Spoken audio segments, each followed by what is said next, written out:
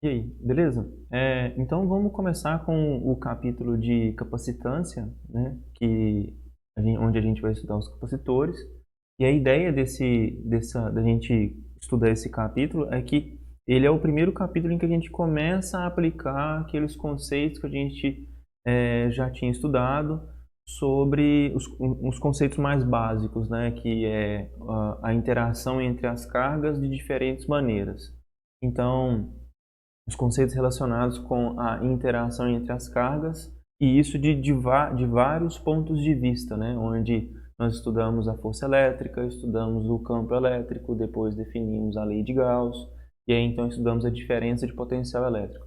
Então, todos esses capítulos estudados anteriormente, eles servem como um entendimento e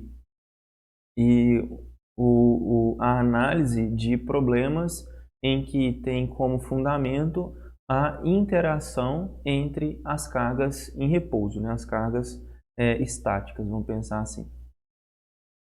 Ok, então esse capítulo de capacitores e os capítulos relacionados à eletrodinâmica, eles são uma aplicação direta desses conceitos, né, que a gente viu sobre esses capítulos anteriores, de campo elétrico, força elétrica, lei de Gauss e potencial elétrico. E aí, então, aqui a gente, nesse capítulo de capacitor, a gente inicialmente entende o que é um capacitor, e aí eu conto um pouquinho de um ponto de vista histórico, e aí, entendendo esse capacitor, a gente entende que ele está relacionado com uma nova grandeza que a gente vai definir, que é chamada de capacitância. E aí, posteriormente, a gente calcula quais são as influências dessa, o que a gente consegue manipular com relação às características desse capacitor, sendo a forma geométrica do capacitor, ou então uma associação desses capacitores, ou até mesmo o meio que fica que rondeia esse capacitor, né? Então, quando a gente manipula a forma geométrica desse capacitor, a gente está modificando uma característica específica do capacitor, que é a capacitância. Quando a gente modifica a forma com que os capacitores são ligados uns nos outros, nós estamos fazendo associações de capacitores, e com isso a gente modifica o resultado final desse conjunto de capacitores, ou a capacitância equivalente desse conjunto de capacitores. E quando a gente modifica o meio que rondeia ali o capacitor, nós também modificamos esses valores do efeito que ele causa num circuito, né? Então, a ideia nesse capítulo é a gente entender todos esses fatores que influenciam no valor em que a gente obtém para utilizar um capacitor em um circuito, né? Então, ou seja, o valor da capacitância quando utilizado num circuito. Então, a ideia já começa nesse sentido, né, de que a gente vai começar a aparecer mais essa palavra de circuito, começar a aparecer mais a palavra de dispositivos eletrônicos, né? Então, a gente começa como se fosse um pontapé inicial para a eletrodinâmica, né? Embora aqui a gente ainda não vai analisar situações em que tem cargas em movimento, ou carregamento de um capacitor, ou descarregamento de um capacitor. E isso vai ser mais para frente, né, nos capítulos relacionados com resistores e fonte de força eletromotriz. Ok, então, como um bom início, né, seria a gente falar de um ponto de vista mais histórico, né? E aí, de um ponto de vista mais histórico, vamos falar do primeiro, então, né, que se tem notícia, que foi em 1746, por Pieter van Munstenbroek. E esse cara, ele estava fazendo um experimento com um aluno, né, porque para a época se pensava que que se pensava que ao eletrizar um recipiente com água, era a água que ia ganhando as cargas elétricas e ficava retido ali na água, né? Então ela ia ganhando esse fluido aí, que seria a eletricidade, e aí então elas ficavam retidas na água. E aí então o experimento dele se tratava de entender como é que essas cargas iam ficando retidas na água, né? Como é que ele ia controlando isso, aumentando essa quantidade de carga. E o experimento que ele fez foi o seguinte: seria como se fosse uma garrafa, né? Uma garrafa, nos livros fala que é de vidro, uma garrafa de vidro, e aí então ela é tampada com uma rolha, e dentro da rolha, né, a rolha vazada, passa uma haste metálica que fica em contato com a água dentro da garrafa e não em contato com o vidro, né, que está isolado pela rolha. Ok. E aí então com isso o aluno estava segurando essa garrafa, esse pote, e o Pieter ele estava lá usando uma máquina de eletricidade, né, ou seja, estava usando alguma coisa para carregar um objeto por atrito, e ele toca com esse objeto na haste, né, para carregar a água. E aí então depois que ele toca nessa haste, com o aluno dele segurando, o aluno toca na haste, né, intencionalmente, e aí nesse momento em que ele toca na haste, ele leva uma descarga elétrica monstruosa, ele leva um choque muito forte. E aí então o Pieter ele fica, né, não entende por que aquilo ali acontece, e aí ele tenta repetir o experimento, só que agora trocando de lugar com o aluno, né? E aí eu imagino que o aluno deve ter sentido quase que um prazer sádico, né, de descontar o choque que ele tomou no orientador, né, no professor. E aí então ele faz isso com o Pieter, ele também toma um choque, né, não tinha outra coisa para acontecer. E aí foram tentar, né, entender o porquê que isso estava acontecendo e fizeram outros diversos experimentos, né, de várias maneiras possíveis. Então, mudaram a temperatura da água, mudaram a quantidade de água, mudaram o formato da garrafa, mudaram, mas sempre com água pura, né? Mudaram a espessura, e aí então e mudaram se é água, se é outra coisa, e com esses vários experimentos, o que se observou foi o seguinte, que na verdade, né, o que estava acontecendo é que vamos supor que nesse processo de eletrização, ele eletrizava a haste por contato positivamente, e aí então por indução do meio e indução aqui no vidro, passava-se a ter cargas negativas aqui, né? E aí quem estava segurando aqui servia como se fosse um aterramento. E aí então o que acontecia era que esse lado aqui ele ficava carregado com cargas opostas à da haste, né, no meio. E aí então no fundo era uma eletrização, né, por indução inicialmente, depois uma eletrização por indução onde tinha esse processo do aterramento.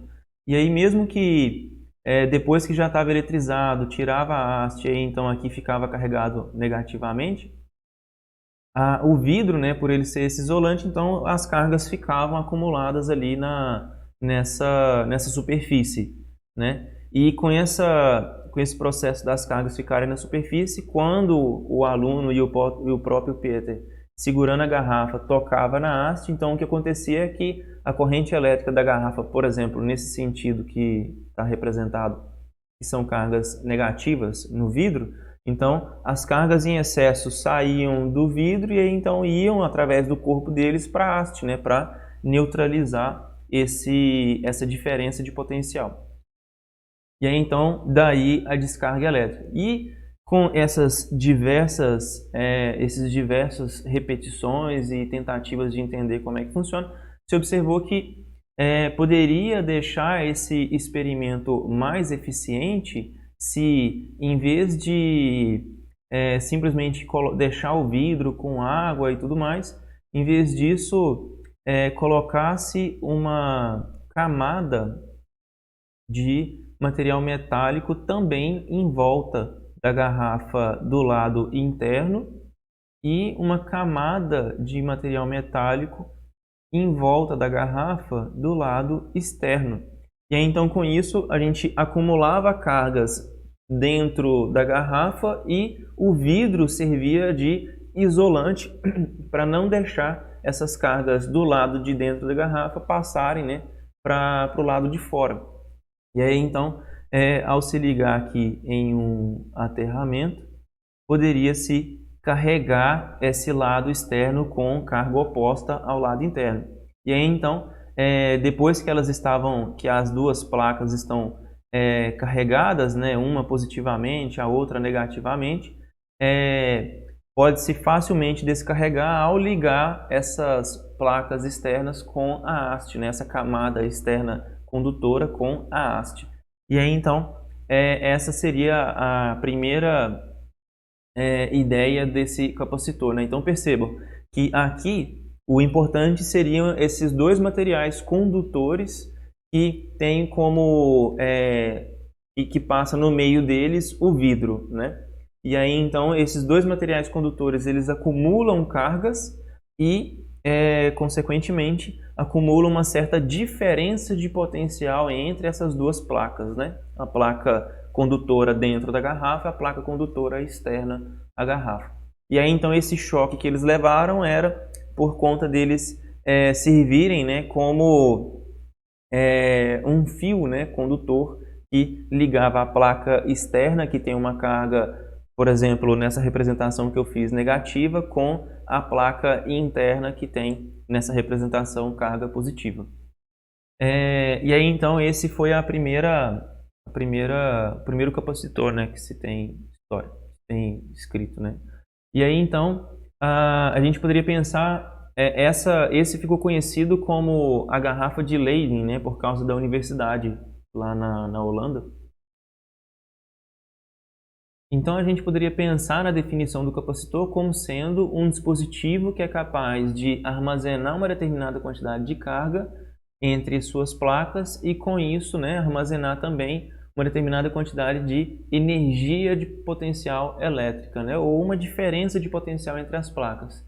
E aí a gente vai entender como é que é essa relação entre quantidade de carga e diferença de potencial entre as placas, né? Existe uma relação próxima entre essas duas grandezas, né, de carga e potencial elétrico. Então, além disso, um capacitor, ele pensando em utilidades, né, para o capacitor, a gente poderia pensar que ele pode ser como um ajuste, né, um filtro mais eficiente para aqueles conversores de corrente alternada para corrente contínua. Porque se a gente pensasse, não, para ser um filtro aqui, né, para ser um switch de corrente alternada para corrente contínua, basta a gente fazer essa corrente alternada passar por um diodo, né? E aí então, ao passar por um diodo, o resultado que a gente vai ter disso vai ser simplesmente o corte de um dos lados, né, dessa corrente alternada. Ela simplesmente, se a gente pensar que ela tem uma diferente potencial positiva, uma diferente potencial negativa, né? Ora a corrente tem um sentido, ora a corrente tem um sentido oposto. No diodo ela passa simplesmente em um sentido. Então com isso seria como se a gente enxergasse essa diferente potencial aumentando e diminuindo, mas somente do lado positivo, né? E aí então o que o capacitor vai fazer é tornar isso mais suave, né? Então ela vai carregar de maneira mais suave, né? Vai aumentar essa diferença de potencial de maneira mais suave e vai descarregar também de maneira mais suave. E com isso, depois dessa primeira carga, né, como a gente tem essa inversão nesse sentido no sentido da corrente com uma frequência relativamente alta, né? Então o que acontece é que ele nem dá tempo de ir descarregando, então na medida que ele vai descarregando, ele carrega novamente e assim vai, né? Ele mantém a corrente mais próxima da contínua, né? E aí então isso é muito bom no sentido de aumentar a vida útil desses componentes que dependem da corrente contínua, né? Porque essas mudanças bruscas elas estragariam rapidamente, né, esses dispositivos que funcionam com corrente contínua. Ok, então a ideia, né, é a gente entender então essa relação entre esse formato, né, inicialmente essa característica das placas com a diferença de potencial, né? Qual é a relação entre essas duas coisas, né? E aí para isso vamos tentar definir, né, de início o que é esse capacitor de placas planas, né? Então seriam duas placas planas, uma paralela à outra, né? E aí a gente vai considerar o seguinte, vamos pensar em que entre as placas o vácuo ou o espaço livre ou o ar, né? A permissividade é praticamente a mesma coisa. E aí essa área da placa, ela aqui nesse exemplo eu vou considerar que ela é quadrada e essa separação entre as duas placas é muito menor do que o lado dessa área, né? Então, vamos considerar isso inicialmente. E daí, o que a gente faz? Vamos pensar em que aqui de um dos lados, né, para carregar uma dessas placas, a gente utiliza aquela máquina de eletricidade do Pieter lá. E aí então a gente carrega uma das placas positivamente e aí a outra placa a gente liga ela num aterramento para ela ficar, né, nesse processo de indução, ficar carregada negativamente. E aí depois que elas já estão carregadas, né, uma das placas vai ter carga mais que a outra placa, a gente vai considerar que tem a mesma quantidade de carga menos que. Ok, então na placa, e as placas são condutoras, né? Então na placa superior ela produz um campo elétrico que é saindo dela, na placa inferior ela produz um campo elétrico que é chegando nela, então com isso a gente tem um campo elétrico que sai da placa positiva e chega na placa negativa, né? Nessa região entre elas.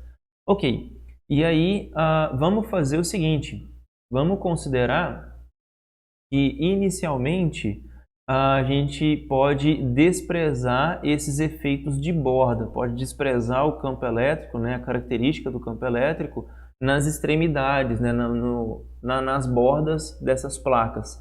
Por que isso? Porque aí a gente pode fazer esse cálculo de maneira mais simples, né? Vamos pensar assim. E a nossa ideia aqui é entender essa relação entre as cargas acumuladas nas placas com a diferença de potencial que existe entre essas placas, né? Ok, então por isso vamos considerar inicialmente que são planos infinitos. Pensar que são planos infinitos é o mesmo que pensar que a gente está desprezando os efeitos de borda. Se a gente pensar que são planos infinitos, o campo elétrico ele pode ser escrito, né, como se fosse dessa forma, né, onde a gente já calculou isso tanto usando a lei de Gauss quanto usando a lei de Coulomb para calcular o campo elétrico, né? E aí então esse campo elétrico ele é uniforme. Uniforme a gente entende que ele tem um módulo constante, né? Percebam que o módulo não muda com a distância e nem com a posição entre as placas, e também a densidade de linhas de força não muda, né? Seria um campo elétrico uniforme. Ok, então, somente para lembrar, né, essa densidade, o sigma, que é a densidade superficial de carga, é a quantidade de carga dividido pela área, né?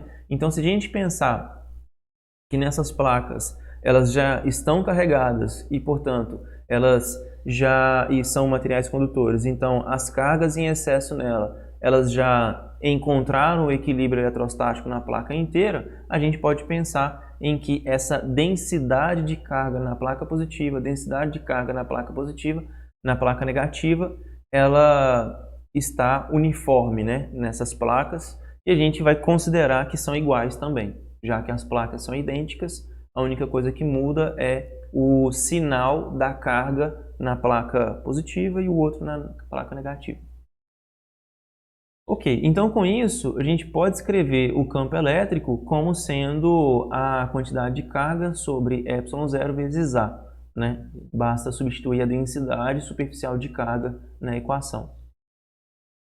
E aí, se a gente agora calcula a diferença de potencial, porque lembrando que o nosso objetivo é determinar a relação entre a quantidade de carga acumulada nas placas e a diferença de potencial, então se a gente calcula agora a diferença de potencial utilizando a integral de caminho do campo elétrico com o produto escalar desse caminho, né, EdL, então o que a gente tem é o seguinte: eu vou, por simplicidade, definir V como sendo essa diferença de potencial para sair da placa positiva e chegar na placa negativa, e isso vai ser essa integral, né, que é o EdL. E aí, então, aqui como é que fica? Fica assim, né, que o campo elétrico ele tem a direção e o sentido que é da placa positiva para a placa negativa, né? Então aqui é a direção e o sentido do campo elétrico, né? Ok? E o DL aqui ele tem que ser saindo da placa positiva, né? No caso a gente vai fazer esse caminho que é saindo da placa positiva e chegando na placa negativa. E aí então o produto escalar entre eles, né? Se eu faço o produto escalar entre eles, como o campo elétrico é paralelo ao DL, então isso implica que o produto escalar entre eles vai ser simplesmente o módulo do campo elétrico vezes o módulo de DL, né? E aí então resolvendo a integral, fica simplesmente, né, como o campo elétrico é uniforme, a gente já discutiu isso, então ele pode sair para fora da integral, fica uma integral do caminho, que é sair de uma placa e chegar na outra, que é o próprio L, né? E aí então, como para sair de uma placa seria o zero e chegar na outra é a distância de separação das placas, né, D, então a diferença de potencial é o módulo do campo elétrico vezes D. E aí, então, se eu substituo a equação do campo elétrico, que é a carga sobre ε0 vezes A, fica que a diferença de potencial é isso, né? E sobre ε0A vezes D. Ok, e isso, percebam que é para qualquer forma geométrica, desde que plana.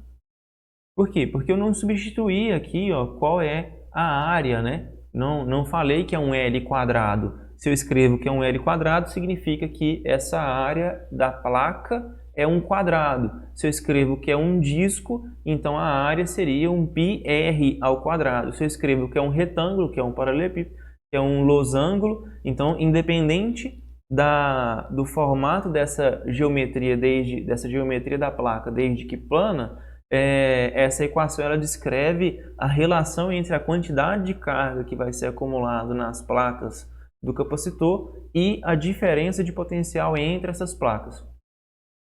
E aí, então perceba que no fundo essa relação entre diferença de potencial e quantidade de carga acumulada entre as placas é sempre observada. Ela sempre pode ser observada, sempre pode ser escrito de alguma maneira e a gente observa essa relação entre as duas.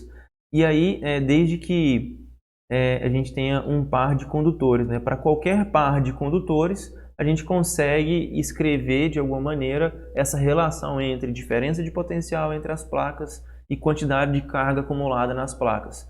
Aqui, lembrando que a gente está considerando que essa quantidade de carga acumulada nas placas é a de uma dessas placas, né? Então, por exemplo, a placa positiva, essa é a quantidade de carga, uma vez que as duas têm a mesma quantidade de carga, né? A placa positiva tem carga mais Q, que é igual em módulo à quantidade de carga da placa negativa, que é menos Q. Ok, e aí então o que faz essa proporcionalidade entre a diferença de potencial e a quantidade de carga? O que faz essa proporcionalidade é o que a gente vai chamar de capacitância. Então a capacitância é esse coeficiente de proporcionalidade entre a carga e a diferença de potencial. E aí a gente vai definir uma equação geral para capacitância como sendo essa relação entre a diferença de potencial e a quantidade de carga. Então, Q sobre a diferença de potencial, a quantidade de carga dividido pela diferença de potencial, é definido como sendo a capacitância. Ok, então com isso, né, agora que a gente já definiu essa grandeza que é a capacitância, vamos escrever ela para o capacitor de placas planas.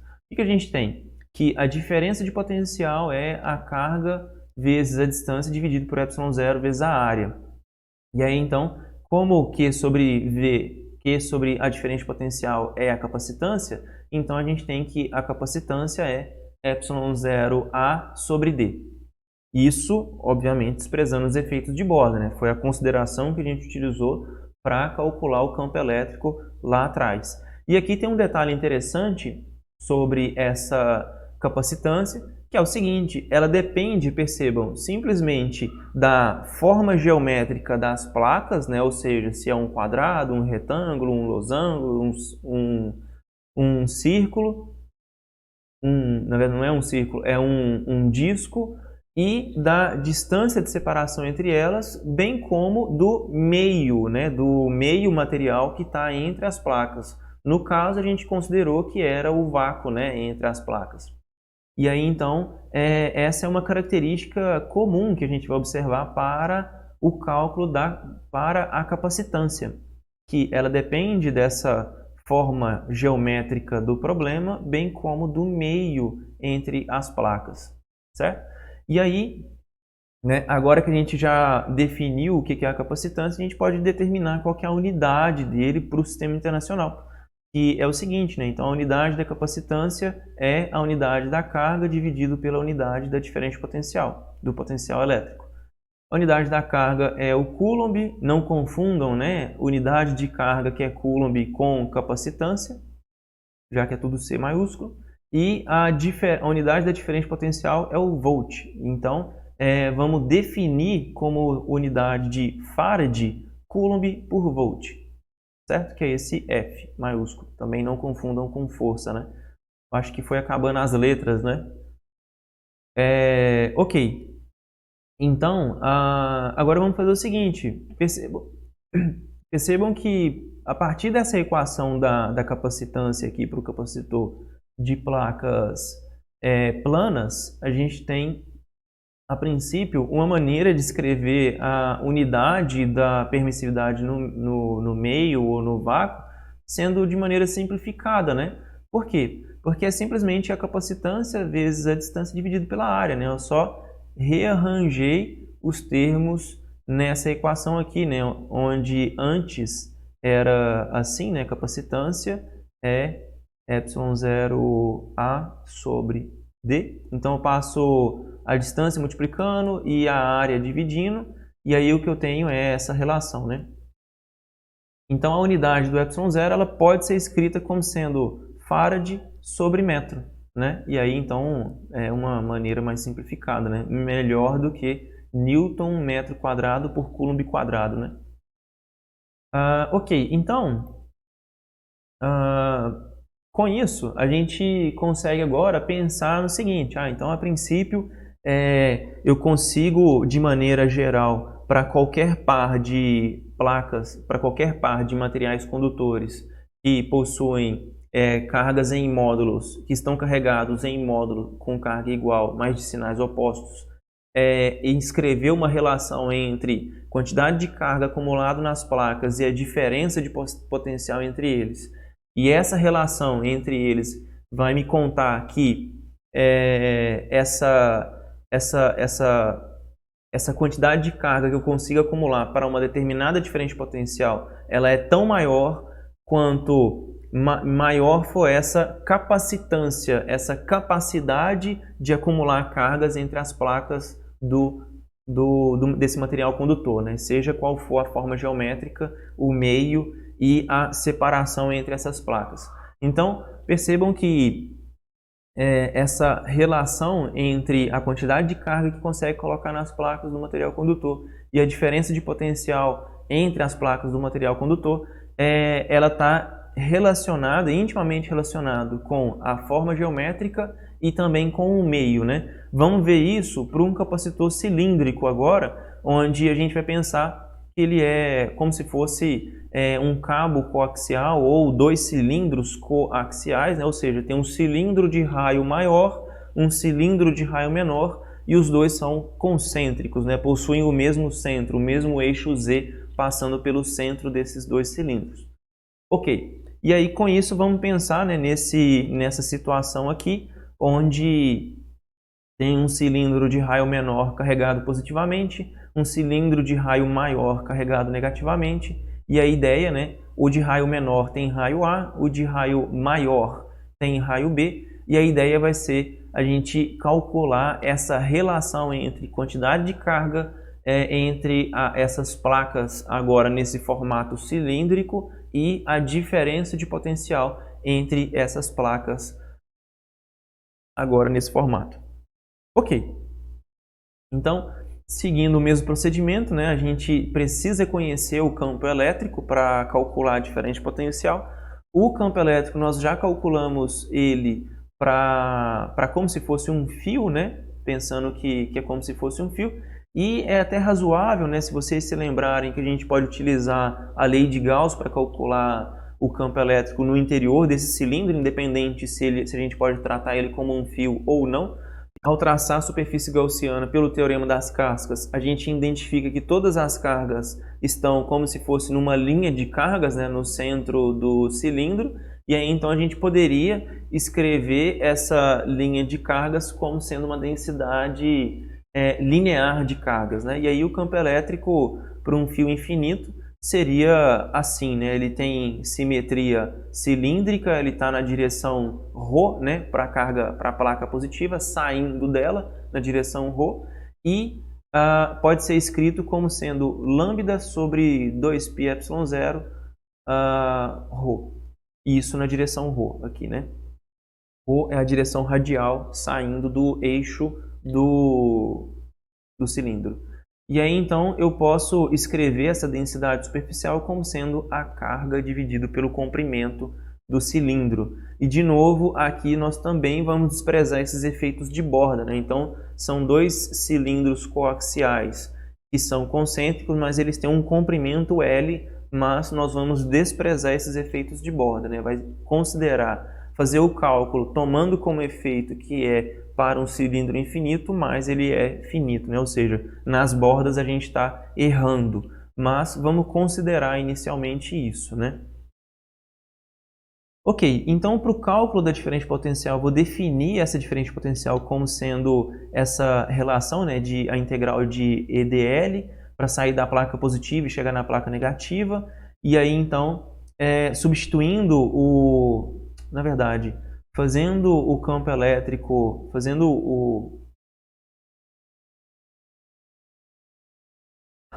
Então, a diferença de potencial é a integral de E escalar dl, onde aqui o campo elétrico está na direção ρ, e aí, então, para qualquer que seja o dl que eu escreva, né, por exemplo, se eu escrever um elemento de caminho genérico para o sistema de coordenadas cilíndricos, né, que é ρ de ρ de θ mais dz, né? Então percebam que aqui seria um caminho genérico, né, no sistema de coordenadas cilíndricos, onde eu estaria pensando que eu estou me deslocando nas três direções, né? Uma direção deslocando um pouquinho radialmente, um pouquinho angular e um pouquinho ao longo do eixo, né?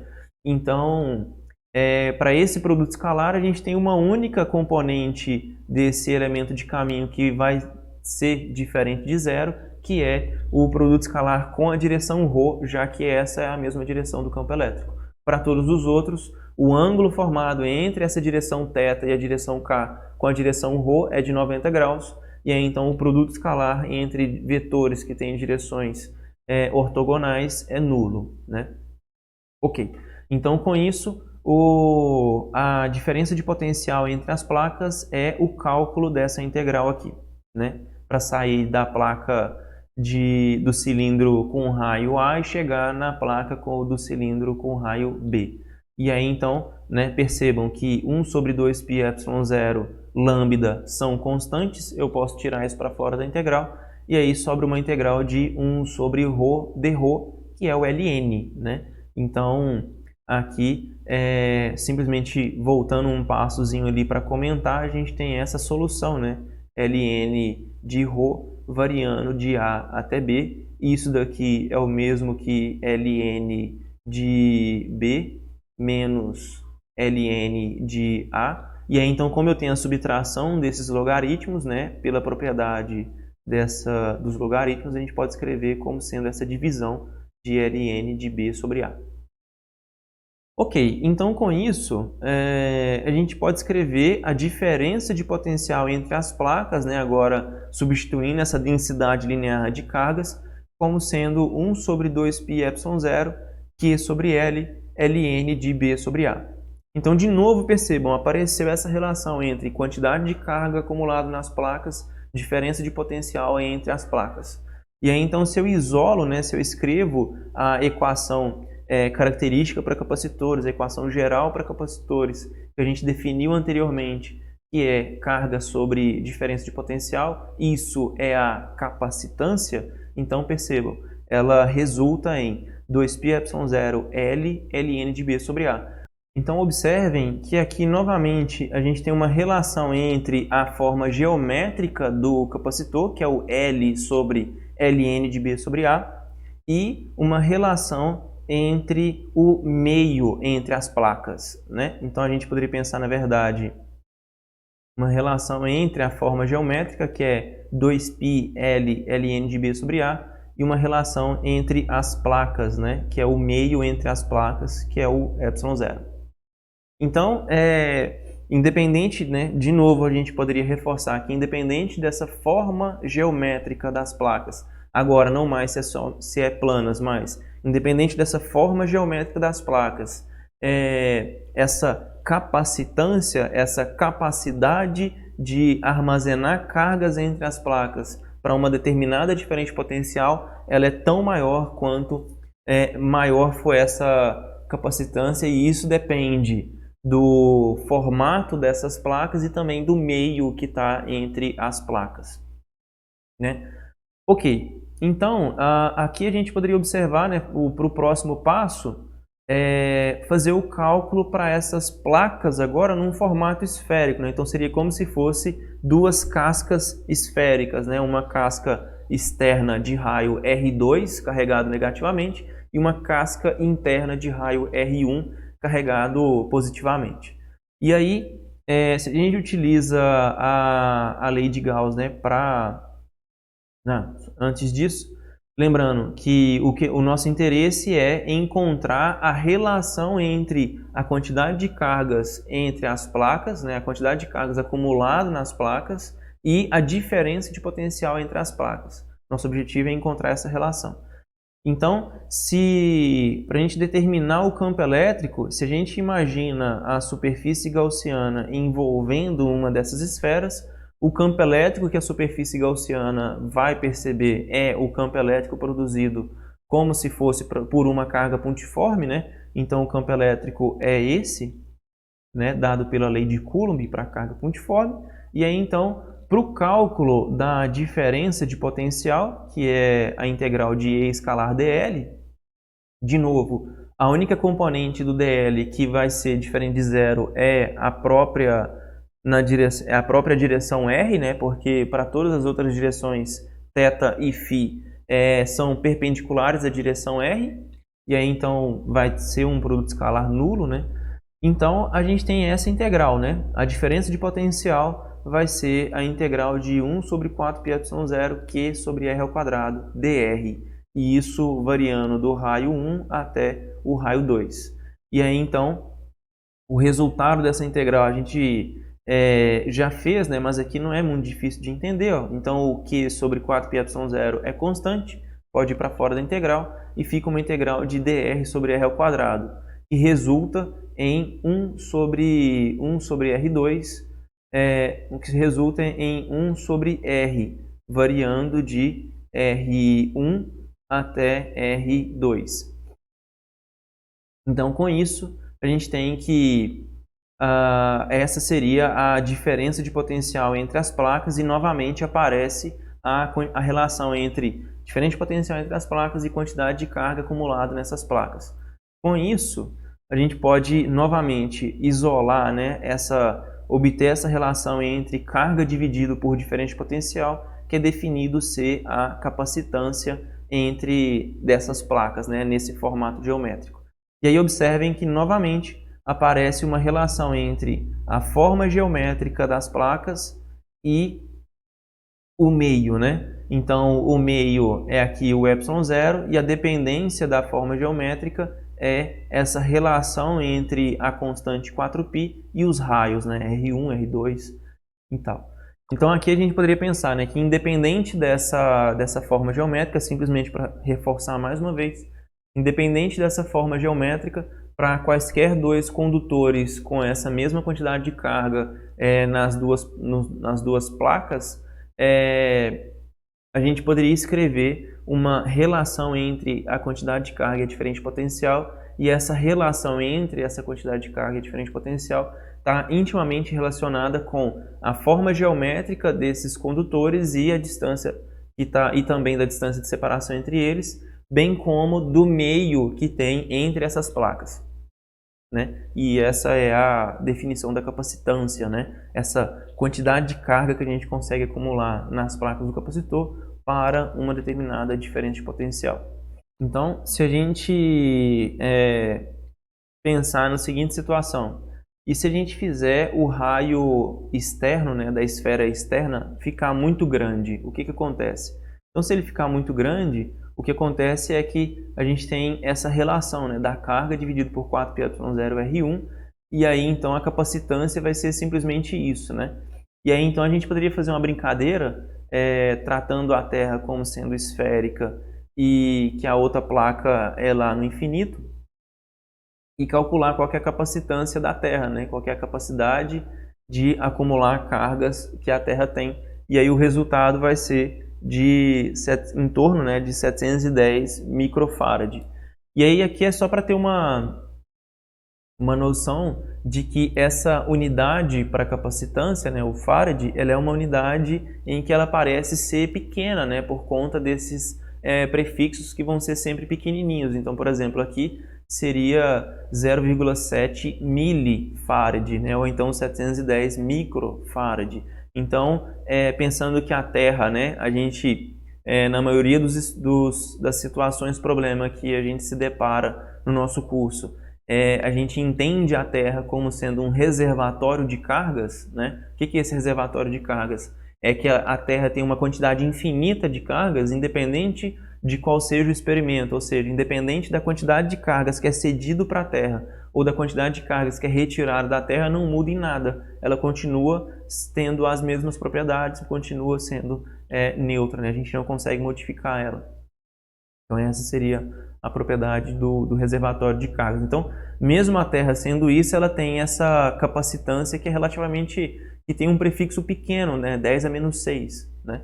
Então, seria isso para essa etapa de entender que essa relação entre a forma geométrica das placas do material condutor estão relacionadas com essa capacidade de acumular cargas para uma determinada diferença de potencial. Ou seja, dependendo dessa forma geométrica das placas do material condutor, a gente modifica a capacitância desse dispositivo, desse capacitor. Daí então eu vou resolver alguns exercícios e deixar ele na descrição aqui. É isso.